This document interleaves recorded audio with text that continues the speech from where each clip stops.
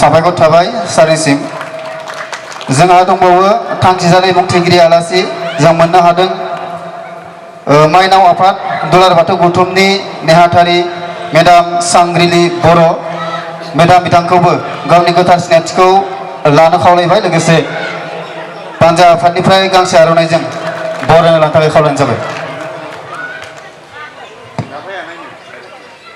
साबायखर थाबाय मेडामसिम लोगोसे जोंहा हांख्रायजानाय माननि आलासि दङ बिथाङानो जाबाय बाक्सा जिल्ला दुलाराय बाथौ गौथुमनि आफादगिरि सार संगेश्वर गयारी आं बिथांखौबो गावनि गोथार सिनायथिखौ लानो थाखाय खावलायबाय लोगोसे बानजा आफादनिफ्राय गांसे आर'नाइजों बरायना लानो थाखाय खावलायनाय जाबाय। जोंनि गेजेराव हांख्रायजानाय माननि आलासि महरै दंबावो बाक्सा जिल्ला दुलाराय बाथौ गौथुमनिनो गाहाय नेहाथारि सार मतिलाल स्वर्गियारी सार बिथांखौबो गावनि गोथार सिनायथिखौ लानो थाखाय खावलायबाय लोगोसे बानजा आफादनिफ्राय गांसे आर'नाइजों मान बावनो थाखाय खावलायनाय जाबाय।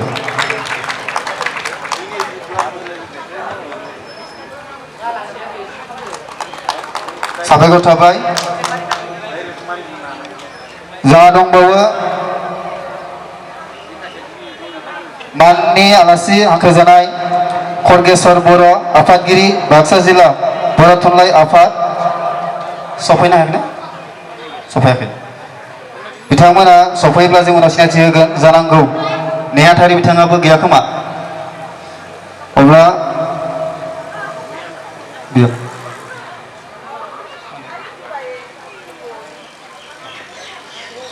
जोंहा दुलाराय बाथौ गौथुमनि गाहाय नेहाथारि सारजोंनो फैफानो हादों गणपत गयारी नेहाथारि गुवाहाटी जिल्ला दुलाराय बाथौ गौथुम सार बिथांखौबो गावनि गोथार सिनायथिखौ लानो थाखाय खावलायबाय लोगोसे बानजा आफादनिफ्राय गांसे आर'नाइजों मान बावनो थाखाय खावलायनाय जाबाय।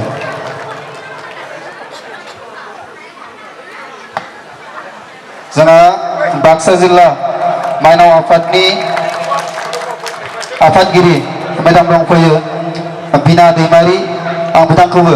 गावनि गोथार सिनायथिखौ लानो थाखाय खावलायबाय लोगोसे बानजा आफादनिफ्राय गांसे आर'नाइजों बरायना लानो थाखाय खावलायनाय जाबाय। साबायखर थाबाय जोंहा दंबावो बाक्सा जिल्ला माइनाव आफादनिनो लोगो आफादगिरि निरुदा रामसे आं बिथांखौबो गावनि गोथार सिनायथिखौ लानो थाखाय खावलायबाय लोगोसे गांसे आर'नाइजों बरायना लानो थाखाय खावलायनाय जाबाय। साबायखर थाबाय माननि आलासि महरै जोंहा मेदागाद गुदि बर' थुनलाइ आफादनि आफादगिरि सार पानिराम बर' सार बिथांखौबो गावनि गोथार सिनायथिखौ लानो थाखाय खावलायबाय लोगोसे गांसे आर'नाइजों बरायना लानो थाखाय खावलायनाय जाबाय। जोंनि गेजेराव दंबावो माननि आलासि महरै मेदागाद दख'रा दुलाराय बर' आफादनि गाहाय नेहाथारि इन्द्रजित बसुमतारी आं बिथांखौबो गावनि गोथार सिनायथिखौ लानो थाखाय खावलायबाय लोगोसे गांसे आर'नाइजों बरायनो थाखाय खावलायनाय जाबाय।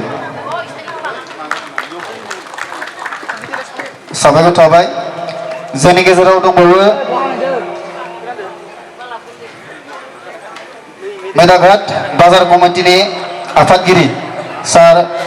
हरिचरन देउरि आं बिथांखौबो गावनि गोथार सिनायथिखौ लानो थाखाय खावलायबाय लोगोसे गांसे आर'नाइजों बरायनो थाखाय खावलायनाय जाबाय। साबायखर थाबाय मेदाघाट बाजार कमिटिनिनो नेहाथारि बाबुल बसुमतारी आदा लोगोसे बिथाङा मुसलपुर जिल्ला बिसानिबो आफादगिरि आं बिथांखौ गावनि गोथार सिनायथिखौ लानो थाखाय खावलायबाय लोगोसे गांसे आर'नाइजों बरायना लानो थाखाय खावलायनाय जाबाय। साबायखर थाबाय जोंनि गेजेराव दंबावो भालुदुंगा बिद्या मन्दिर गोजौ फरायसालिनि गाहाय फोरोंगिरि सार भुपेन्द्रनाथ कलिता सार बिथांखौ गावनि गोथार सिनायथिखौ लानो थाखाय खावलायबाय लोगोसे गांसे आर'नाइजों बरायना लानो थाखाय खावलायनाय जाबाय। जोंनि गेजेराव नुजाथिफैनो हाबावदों जोंनि मेदाघाट शिबक कमिटिनि आफादगिरि आदा लब रामसियारि आं बिथांखौ गावनि गोथार सिनायथिखौ लानो थाखाय खावलायबाय लोगोसे गांसे आर'नाइजों बरायना लानो थाखाय खावलायनाय जाबाय। जोंनि गेजेराव बाहागो लानो हाबावदों फरानसिपुर भिसिडिसिनि मासिगिरि आदा दिबि औवारि आं बिथांखौबो गावनि गोथार सिनायथिखौ लानो थाखाय खावलायनाय जाबाय लोगोसे गांसे आर'नाइजों बरायनो थाखाय खावलायनाय जाबाय जोंनि गेजेराव बाहागो लाफानो हाबावदों मुम्बाइ बड' एस'सिएशननि आफादगिरि जोंनिनो ओनसोलनिनो बिथां बिरेन्द्रनाथ स्वर्गियारि सार बिथांखौबो गावनि गोथार सिनायथि लानो थाखाय खावलायबाय लोगोसे गांसे आर'नाइजों बरायनो थाखाय खावलायनाय जाबाय आङो जोंनि गेजेराव दंबावो बाक्सा डिस्ट्रिक्ट इन्डिजिनास गेम्स एस'सिएशननि आफादगिरि रन्जित रामसियारि आदा बिथांखौबो दङब्ला सिनायथि लाबोनो खावलायबाय जोंनि गेजेराव दङ मेनाघाट बाथौ आश्रम गोजौ फरायसालिनि गाहाय फोरोंगिरि लोगोसे बिथाङा नैबे बानजाय आफादनिनो मासिगिरि सार राजेन बसुमतारी आं बिथांखौबो गावनि गोथार सिनायथिखौ लानो थाखाय खावलायबाय लोगोसे गांसे आर'नाइजों बरायना लानो थाखाय खावलायनाय जाबाय जोंनि गेजेराव दंबावो जोंनिनो समाज सिबियारि मेदानसोलनि राजेन औवारि सार बिथांखौबो गावनि गोथार सिनायथिखौ लानो थाखाय खावलायबाय लोगोसे गांसे आर'नाइजों बरायना लानो थाखाय खावलायनाय जाबाय राजेन औवारि जोंनि गेजेराव दंबावो मेनाघाट ट्राइबेल संघनि आफादगिरि सार बाहादुर देउरि आं बिथांखौबो गावनि गोथार सिनायथिखौ लानो थाखाय खावलायबाय लोगोसे गांसे आर'नाइजों मान बावनो थाखाय खावलायनाय जाबाय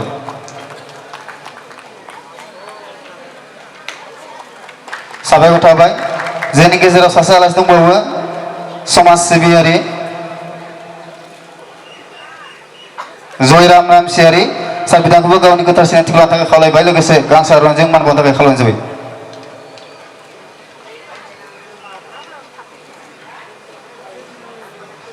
साबायखर थाबाय आलासि सिनायथि होनाय हाबाफारिखौ आङो बेखिनियाव दोनथ'बाय आलासि बिथांमोना सफैजोबाखै जुदि सफैयोब्ला बिथांमोनखौ उननि समाव सिनायथिनाय गोजोनथों उननि हाबाफारिखौ सामलायनो थाखाय आफादगिरि सार बिथांखौ खावलायनाय जाबाय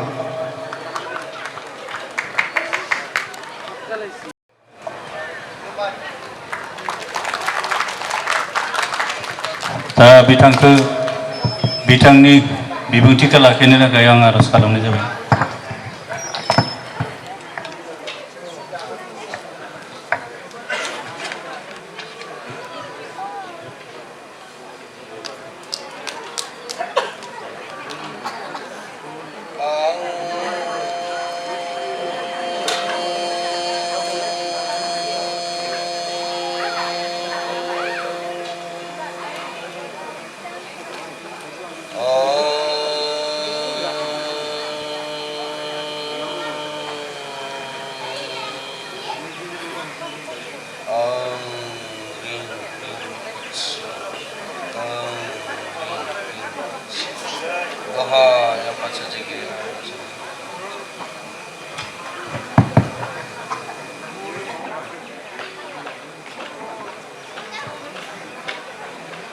मेदाघाट बिया दुलाराय बाथौ गौथुमनि गोथार बाथौ सानजों लोब्बा लाखिनानै बे सानथामनि हाबाफारि मेहेरगोनां खुंफुंनाय दिनैनि बे गेवलां धोरोमारि सावरायमेलनि मानगिरि आफादगिरि आरो लोगोसेयै दिनैनि गेवलां मेलखौ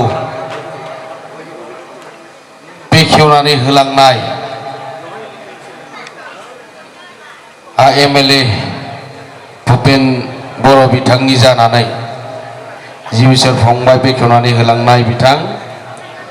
आरो दुलाराय बाथौ गौथुमनि माइनाव आफादनि नेहाथारि सांग्रिलि बर' आरो लोगोसेयै बाक्सा जिल्ला दुलाराय बाथौ गौथुमनि आफादगिरि नेहाथारि आरो बिबानगिरि लाइमोन माइनाव आफादनि बिबानगिरि आरो दौरि आसारि नोंथांमोन आरो आंजोंनो फैफानाय गुवाहाटी जिल्ला दुलाराय बाथौ गौथुमनि नेहाथारि गणपत स्वर्गियारि आदा गयारि आदा आरो बे जौस्राङावनो दुलाराय बाथौ गौथुमनि बुंथिगिरि गणेश स्वर्गियारि आदा आरो मेदाघाट दखरा बर' फरायसा आफादनि बिबानगिरि बिथांमोन, बर' थुनलाइ आफादनि बिबानगिरि नोंथांमोन आरो बावैसो मेदाघाट बाथौ आश्रमनि फरायसा बिथांमोना जोबोद मोजाङैनो मोसानानै दिन्थिफुंबाय आरो ब्याबनि सिङाव थानाय गामि आफादफोरनि बिबानगिरि बिथांमोन, बोसोनगिरि माइनाव नोंथांमोन बयनिसिमबो दुलाराय बाथौ गौथुमनि जानानै सिबिनाय आरो खुलुमनायखौ बावहरदों आरो सानथामनि मेहेरगोनां हाबाफारिखौ खुंफुंनो लानाय रायदाव आफादनि बिबानगिरि बिथांमोननिसिमबो गोथार बाथौ सानजों लोब्बा लाखिनानै खुंफुंनाय रायदाव आफादनिसिमबो खुलुमनाय आरो सिबिनायखौ बावहरदों। बे जायगायाव मिटिंआव बाहागो लानो मोननाया बेयो गिबि खेब। आं बै हाथिटारि ओनसोलाव खेबनै फैखांबाय। दा धोरोमारि बिथिङाव गोबां बाथ्राफोरखौ सावरायनो दङ आरो दुलाराय बाथौ गौथुमनि बिबानगिरिफोरखौ लिंनायनि मेन गुबै जाहोनफोरानो जाहैबाय जे धोरोमारि बिथिङाव बोरै जौगादों, मिरुआ माबायदि खामानि मावदों, सारा आसामाव थानाय बाथौ सिबियारि जिल्ला आफादफोरखौ लाफानानै बाहेराव थानाय, बाहेरा रायजोआव थानाय बाथौ सिबियारिफोरखौ बोरै थख' खालामदों आरो जोंनि गेजेराव बाथौ सिबिनायनि गेजेरजों दिनै जों बोरै दिनैनिसिम सफैनो हाखौ निश्चय बियाब आफादफोरा बेखौ मोनथिनो लुगैयो। दा दुलाराय बाथौ गौथुमा 1992-16 मेआव आब्रु मुङै बे जोनोम मोनदों आरो बेखौ गोबां जाहोनाव सावरायनायनि गेजेरजों बेखौ दुलाराय बाथौ गौथुमजों मुं होफिननाय जादों। माने गौथुमखौ रेजिस्ट्रेसन खालामनो थाखाय बेखौ नामाकरन एसे सोलाय सोल' खालामनाय जादों। नाथाय बियो बर'आव थिगानो दङ, दुलाराय बाथौ गौथुम, इंराजियावसो अल बाथौ महासभा। नाथाय जों दिनैनि समाव जों सानफिननो गोनांसो जादों। धोरोमारि बिथिङाव मोनसेल' मुं थानांगौ, खुनु ट्रेन्सलेट जानो नाङा। बेयो जाबाय जोंखौ गोबां जायगायाव कुइसन खालामो आरो जे मोननै आफाद नामा होनना। आफादाथ' मोनसेयानो, नाथाय बर'नि आफादफोरा मोननै मोननै मुं थायो आरो इंराजियाव मोनसे ट्रेन्सलेट, बर'आव मोनसे ट्रेन्सलेट, बर'निफ्राय इंराजियाव। दा जोंखौ सोंदों बे मोनसेल' मुं जानांगौ। दा बेबायदि बाथ्राफोरा गोबां फैबाय थायो। जियानो जाया मानो दिनैनि समाव दुलाराय बाथौ गौथुमा गासै बर' माहारिखौनो लानानै जोंनि गेजेराव, बर' माहारिनि गेजेराव राव, थुनलाइ, आसार खान्थि, हारिमु आरो सोलोंथाइखौ नोजोर बोनानै समानै खामानि मावलांनो थाखाय दिनैनि समाव दुलाराय बाथौ गौथुमा खामानि मावदों आरो मिरुनि बिबानगिरि बिथांमोनाबो मेंनाय गैयै खामानि मावदों। दिनैनि समाव जिल्ला आफादनि सिङाव थानाय बियाब आफाद आरो गामि आफाद बिथांमोनाबो खामानि मावदों। मावनायनि गुबै जाहोनानो जाहैबाय जोङो 6000 बोसोरनि आवगायनिफ्रायनो जों जुदि संसार जाबोनो सोलोंदोंब्ला आरो बै समनिफ्राय जारिमिनानो हमदांस हायै समनिफ्रायनो जों बाथौ धोरोमखौ सिबिबोदोंब्ला जों बेखौ दिनै बिश्व दरबाराव फोसाबनाय, फोगोमनाय आरो फेहेरनायनि गेजेरजों खौसेयै जोङो बाथौ धोरोमखौ मुलुगनां खालामनायनि जिथु मावथांखि दुलाराय बाथौ गौथुमा दिनैनि समाव खामानि मावबोगासिनो दङ। दा बेयो जोंनि थाखाय गोदान जांख्रिथाय। जोंनि दिनै सोरबा सोरबा बुंनो नागिरदों बाथौ धोरोमानो गोदान होननानै सोरबा सोरबा बुंनो नागिरदोंमोन। नाथाय दिनैनि समाव बाथौ धोरोम गैयाब्ला मोनसेबो बर'नि सिनायथिया बेरखाङा। आरो दिनै थुनलाइयाबो दिनै सोरजि जाया, हारिमुवाबो थांना थानाय नङा, जोंनि रावाबो थांना थानाय नङा, जोंनि सोलोंथाइयाबो जौगानाय नङा। आरो बे गासैखौबो लानानै दिनैनि समाव दुलाराय बाथौ गौथुमा बाथौ धोरोमनि खामानि मावबोगासिनो दं। आरो दिनैनि समाव बे बादायलायनाय मुगायाव, दिनै डिजिटेलाइज मुगायाव, दिनै इन्टारनेट आरो डिजिटेल जुगाव धोरोमखौ जोङो लांनांगौआ बिराद कठिन, बिराद गोब्राब आरो नंखाय बाथ्रा बुंनानै धोरोमखौ मालाबाबो जौगाहोनो हाया। जों जायखौ सान हा दै बार अर अख्रां, बे हाखौ लानानै जों बे मोनबा तत्वखौ लानानै जों गाहायै जोंनि धोरोमनि बिथा आरो जोंनि फोथायथि, जेराव सैथो दं, नङा होमबा? साना जेरै ओंखारदों ओरैनो हाबदों, मानसिनो सोरां होदों, बे मालाबाबो बे मा खालामाखै, फोथाय खेबस' खालामाखै। जेरै दङ दासिमबो बिदिनो दङ। जों हायाव थांना थानाय, जोङो बेयाव मावै दाङै जोङो थानो हानाय, हाया जेरै जोंखौ जायगा होदों बेबायदिनो जोंखौ जायगा होगासिनो दङ। बार, नङा होमबा?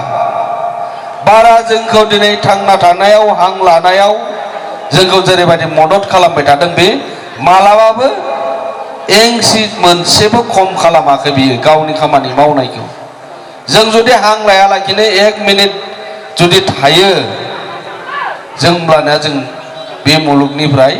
गोजान जालांगोन। नाथाय बेखौबो दिनै रावनिबो खमि खालामाखै। गासै जोंनो गिदिर उन्दै गासैनोबो जों समान होदों। दा बे गासै सैथो आरो बास्तब, आरो बेखौ जों मोनदांगासिनो दं। आरो बेखौनो लानानै जोङो बे पृथिबीयाव थांनानै दङ। होमबा जोंनि धोरोमाबो बिदिनो फोथायथि आरो सैथो, जों जायखौ प्रेक्टिकेल, दिनैनि बिगियाननि जुगाव रावखौबो मिसा बाथ्रा बुंनानै धोरोम बास्लायहोनायनि दिनफोरा गोमालांजोब्बाय। जों दिनै जरा जरा खामि हेबदों,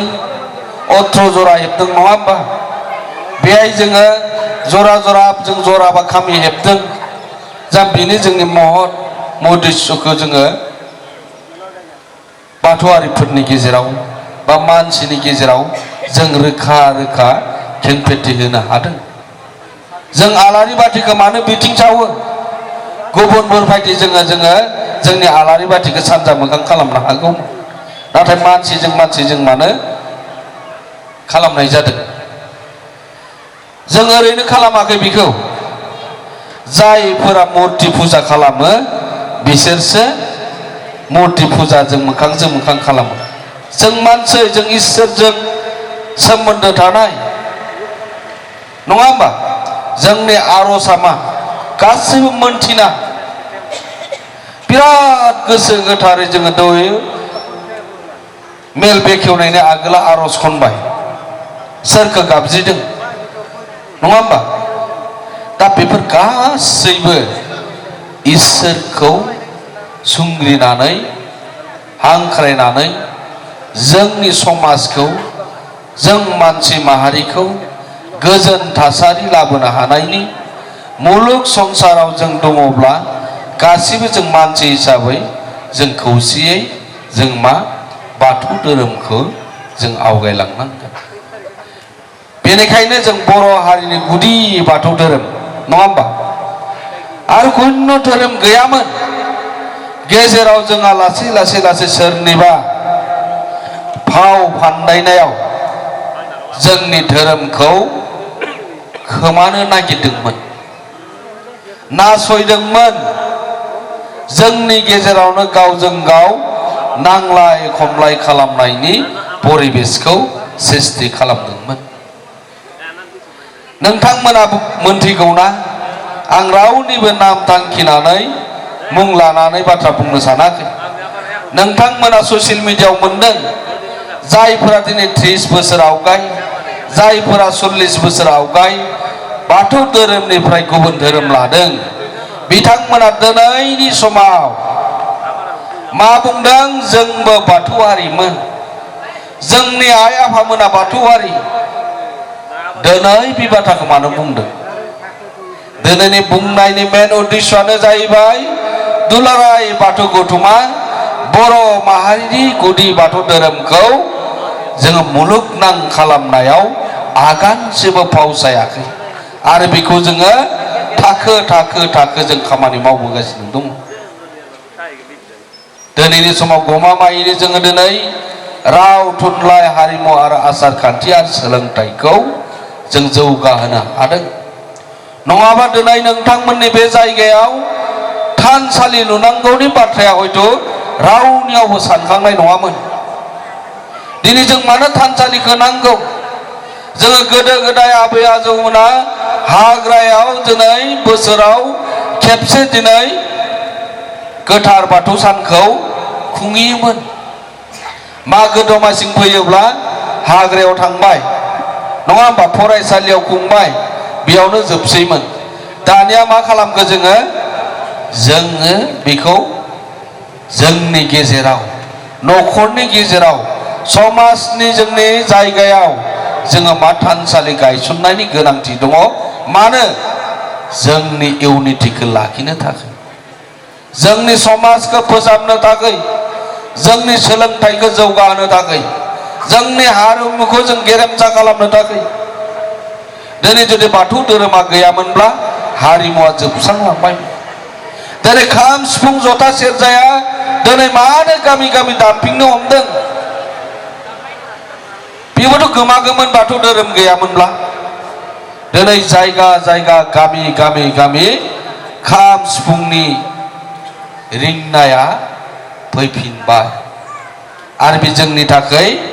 मोनसे बिराद गिदिर संग्राम आरो बियो मालाबाबो जोबनानै थांनाय नङा दिनै जुदि बाथौ धोरोम नङामोनब्ला जोंनि गाननाय गामसा बे आर'नाइ बे इउनिफर्म बे दख'नाया गोमालांजोबगौमोन जोङो दिनै बे आइमोना दानाय आबैमोना दानाय जिफोरा गोमालांजोबगौमोन जों बेखौ बाध्य जाफिनदों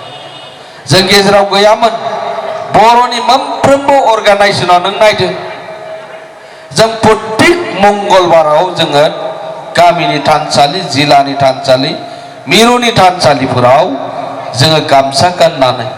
दखना गाननानै आर'नाइ लानानै जोङो मा आर'ज खालामनो थाङो बोराइ बाथौनि सेराव होमबा बे जोंनि संग्राम नङाना मोनसे जों जुदि बेखौ जुदि बाहायबोआमोनब्ला जोंनि हारिमुवा बोरै बेरखांगौमोन बोरै जोंनि हारिमुवा थांनानै थागौमोन जोंनि रावा बोरै थांनानै थागौमोन जोंनि सोलोंथाइया बोरै थांनानै थागौमोन दा बे मोनफा मोनफा जोंनि संग्राम बा बाथौ धोरोमनि गेजेरजों दिनै जों बर' हारिखौ गेरेमसा बर' माहारि दानो हायो आरो बिनि खामानिखौनो दुलाराय बाथौ गौथुमा दिनै मावबोगासिनो दङ मोनसेबो दाहार लानो गोनां जायाखै जों दाहार लानो गोनां जादों नङा असमियाफोरखौ असमिया रावखौ बुङो भाषाखौ बबेनिफ्राय लाबोदों नङा होमबा बेंगलि होननानै बुंदोंमोन जों नाथाय बर'फ्रा मोनसेबो रावनिबो दाहार लानो गोनां जायाखै जों गावनो सृष्टि खालामो गावनो दायो जों गावनो हारिमुखौ जों गावनो सृष्टि खालामदों दानाय लुनाय जोंनि सोलोंथाइ राव बेखौ जोङो गावनो सृष्टि खालामदों मोनसेबो जों मालायनिफ्राय दाहार लानानै बर' हारिया दिनै थांनानै थायाखै आरो बेखौ नोजोर होनानैनो मोनसे समाव जोंनि फरायसालि गायसननायफोराव जाय गभर्नमेन्ट फरायसालिफोर दङ गेजेराव फोरोंगिरि थिसननायफोरखौनो बन्द खालामनानै होबायमोन होनायनि मेन उद्देश्यआ मा बर' हारिया ओरैबायदि जौगालांबाय जौगानायनि जाहोनाव जों बिसोरखौ ब्रेक हमनांगौब्ला एकमात्र उपाय जोङो मोनसे हारिखौ फोजोबस्रांनांगौब्ला सोलोंथाइ बिथिङाव मा बिजौ सेसनाय बायदि सेसना होनांगोन दा बे खामानिखौ बै समाव मावदोंमोन नाथाय गोबां नासय जासेयावबो सै खालामजासेयावबो बाथौ धोरोमनि गेजेरजों बा बर' हारिखौ दिनै जोंखौ मा नाख्रेबनो हायासै आरो बिनि उदाहरनखौनो जोङो दाखालि बिश्व दरबाराव देखायनो हाबाय बागुरुम्बा दौनि गेजेरजों बे जायगानिफ्राय बेसेबां बाहागो लादों आं मिथिया बागुरुम्बा दौआ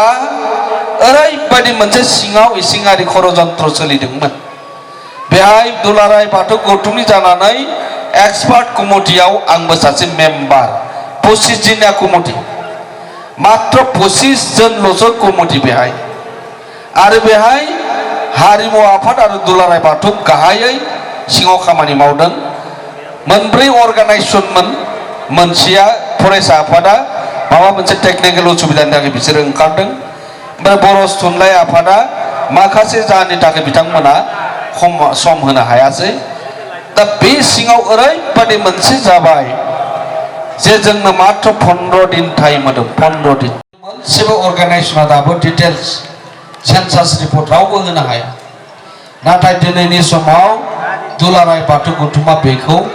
मावगासिनो दङ आरो बेखौ जोङो 3 मास होदोंमोन 3 मासआ बारबायनो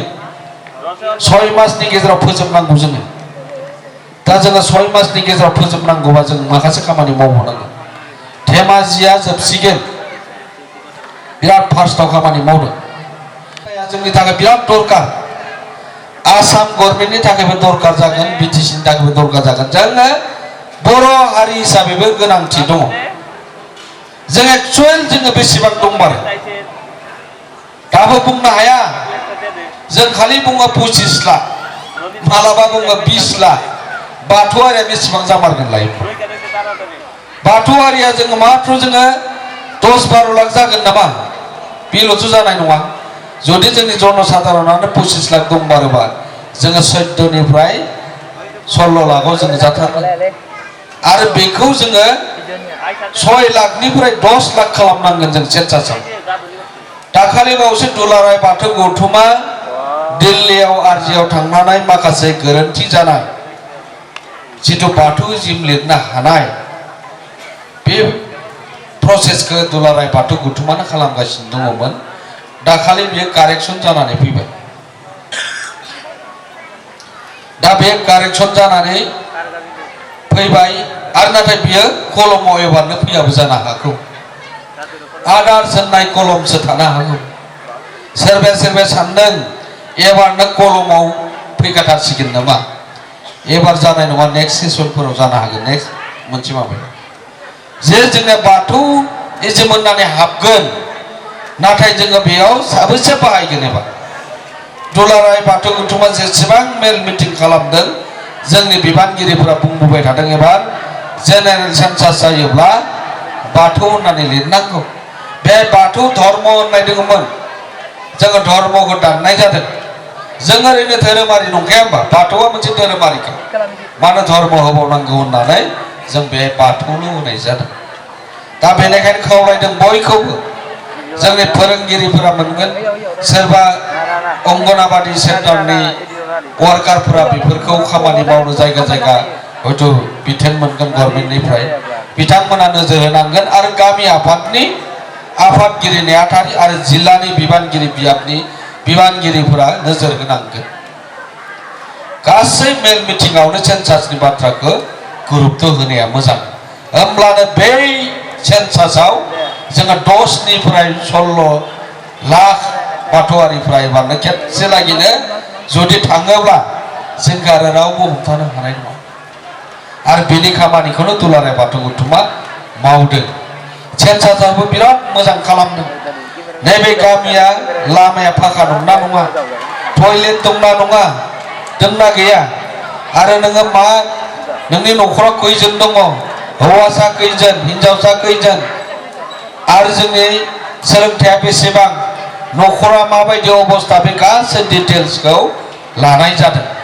नाथाय जोंहा कारेक्सनाव बेखौ माखासेखौ जों उनावबाबो हागोन नाथाय सेन्सासखौ जिथा स्टार मार्क होनाय दङ बेखौ जिल्ला आफादा निश्चय बुजायनानै होगोन गामिफोराव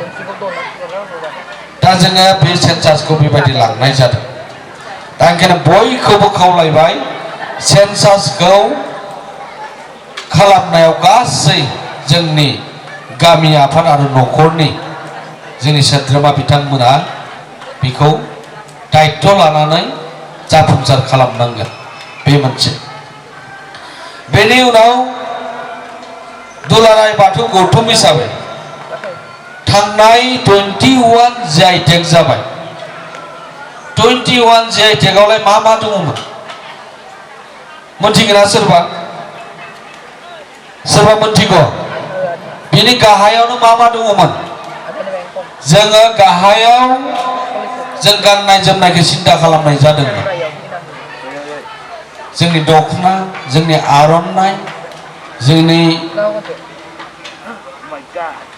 दखना गामसा बे गासैखौ सिन्था खालामग्रोनाय जादोंमोन जे बेखौ गोबां डुप्लिकेट जाबायमोन आरो आर'नाइफोरा बेनिफ्राय आसाम गभर्नमेन्टनिफ्राय बर' थुनलाइ आफादनि नाजानायाव जिथा आंबो बे बाथौ फुजायाव थानायलाय जों पेटार्न लागायनो थाखाय गोबां एप्लाइ खालामदोंमोन नाथाय हेन्डलुम टेक्सटाइलनिफ्राय बे पेटार्ना जायासै बेनिफ्राय आगोलनि EM रेवरेवा नार्जारी बिथाङा फरेनाव थांबाय थानाय लेखा मोजां सासे उकिल लोगो मोनबाय आरो मोजां उकिल लोगो हमनानै बिथांनि साननायाबो एसे आलादासोमोन नाथाय जोङो जुदि चान्सखौ मोनदोंबा खाम सिफुं जथाफोरखौबो लांफाजोबनांसिगोन होननायावसो होमब्लासो जों हाबनो हादों खाम सिफुंखौ लांनांगौबाथ' दानिया बाथौआरिफोरनिफ्राय थांनांसिगोन बेखौ मोनसे डेन्स हिसाबै लांनो नागिरदोंमोन बायद्य जन्त्र नङा होमबा दामनाय देनायखौ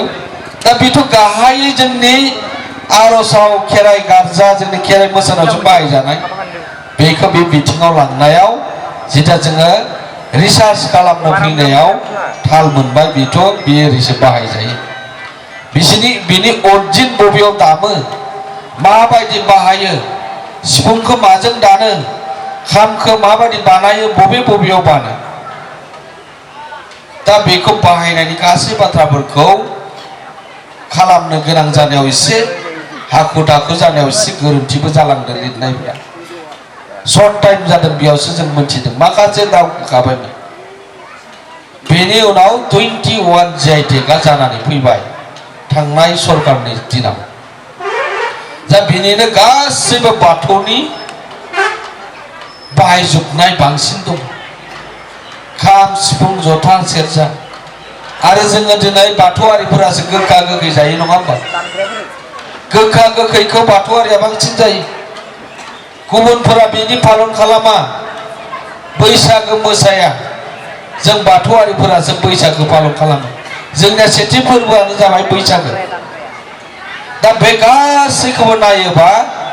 बाथौआरि बिथिंनिफ्राय बे सृष्टि जाजोबो बेनि उनावसो बेखौ लांनाय जादों बेनि उनाव 13टा उनाव फैदों 13टाया पास जादों बेनि उनाव 7टाया उनाव फैदों बेनिफ्राय दा मोनथिगोन ना मोनथिया 6टा GI टेग जाबाव नागिरदों आरो खालामगासिनो दङ 80% बेबो दावखोबाय नाम्बार 1आव माखौ लादों मोनथिगोन ना मोनथिया खोन्थागोन ना खोन्थायाखै जिल्लानिफ्राय बियाफोराव मेसेज होगोन ना होआखै सिजौआ नाम्बार 1 आव दङ दुलाराय बाथौ गौथुमनिफ्राय रावबो अर्गानाइजेसनखौ लानाय जायाखै फार्स्ट 21 आव जोङो सोरखौबा लादोंमोन एबा दुलाराय बाथौ गौथुमनिफ्रायनो हारसिंनो फैसा खरसा खालामनानै बे GI खौ लांनाय जादों मोनफा GI आव 10 लाख के खरसा जायो थांनाय फैनाय रिसार्च कमिटि उकिलनो होनाय माखासे बेबायदि इंटरनेशनल लेभेलनि उकिल हमनायाव दा बेजों आरो बे फान्डफोरा उनाव कमप्लिट जायोबा रिलिज जागोन बे 21 GI नालाय जिदा जानानै थांबाय बेनि थाखाय 1 कोटी टाका केन्द्रीय सरकारनिफ्राय बियो रिलिज जानो थांगासिनो दङ आरो बिनि खामानिखौनो दिनै जों थाफानानै मावगासिनो दं आरो बियो जोंनि बिटिआर गभर्नमेन्टआ माखासे रेभिनिउ मोनगोन बे 6टा GI मा जानो थांनो गोनाङा सिजौ लाबाय फार्स्ट नाम्बार 1 सिजौखौ लानायनि मेन ओंथियानो जाहैबाय मा सिजौखौ दिनै बाथौ धोरोमनि गेजेरजों आरो बेखौ प्रतीक हिसाबै जों बाहायदों जाहाथे बे बाहायनायखौ गुबुना जाहाथे लाङा जोंबो बाहायो होननानै गुबुना बुंनो हाया बिनिनो उदाहरण हिसाबै आं गंगनाखौ उदाहरण होबाय गंगनाखौ दिनै बिहुआव बाहायबायमोन बर'फोरा नागारबायमोन नाथाय जोङो दा बावै आरो गिबि खेबनि थाखाय जों बागुरुम्बा थौआव बेखौ जों लाबोफिनबाय